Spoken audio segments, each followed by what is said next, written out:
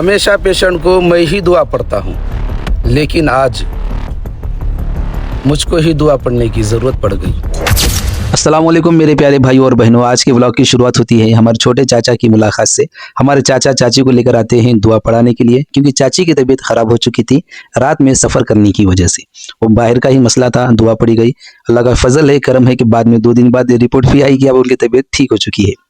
दुआ के बाद चाचा के लिए छोटी सी दावत रखी गई थी। खाने से फारिग हो जाते हैं, फिर नए दिन की शुरुआत होती है अगरबत्तियों के जलाने से और अमल के वक्त बेहतरीन धुनी लेने से। फिर दूध में भिगाए हुए खजूर से मुख्तसर नाश्ता कर लेता हूँ। फिर एक ऐसे पेशेंट आते हैं कि जिनकी बच्ची शाम में दावत में कहीं पर गए थे, आने में काफ़ी देर हो गई थी, तो उसके बाद से बच्ची काफ़ी जिद कर रही थी, बड़ों का कहना ही नहीं मान रही थी। तो बच्ची को देखता हूँ, दम करता हूँ। और आज हमारे इस रूम में कलर मारा जाता है। पहले जो किराएदार यहाँ पर रह रहे थे, उन्होंने अच्छे खासे कलर का पूरा खराबा कर दिया, इसलिए नया कलर मारा जा रहा है। और किराएदार को निकाल कर आप हजरात के लिए बेहतरीन एक अलग से रूम का इंतजाम किया गया है, क्योंकि जब नीचे देख रहे थे वो भी एक अलग ही रूम था, लेकिन बाहर की तरकारियों वालों का वगैरह आवाज़ बहुत आ रहा था, लोग भी डिस्टर्ब हो रहे थे, इसलिए आप हजरात को देखने के लिए एक स्पेशल रूम बनाया जा रहा है। फिर नांदेड़ से एक पेशेंट आते हैं। ऊपर रूम में काम चालू रहने की वजह से इन्हें नीचे ही देखा जाता है। और इन्हें बड़ी प्यार और मोहब्बत के साथ मैं ये बात बता देता हूँ कि शरीयत इस्लाम में मर्द के लिए सोना पहनना जायज़ नहीं है।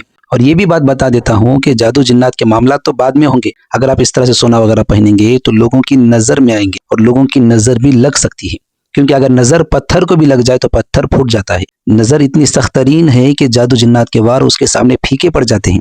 वो भी इस बात से एग्री करते हैं। अल्लाह रब्बुल इज़्ज़त से दुआ है कि अल्लाह ताला इनके हर मसले को हल करे। तो दोस्तों, अमलियात का एक उसूल है कि हर मामले में हाथ नहीं डालना।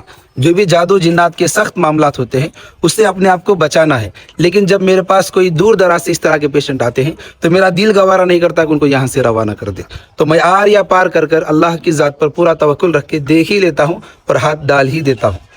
लेकिन एक सख्त तरीन पेशेंट परसों दिन देखने में आने की वजह से तबीयत डाउन होते होते शाम के टाइम पे बहुत डाउन हो गई।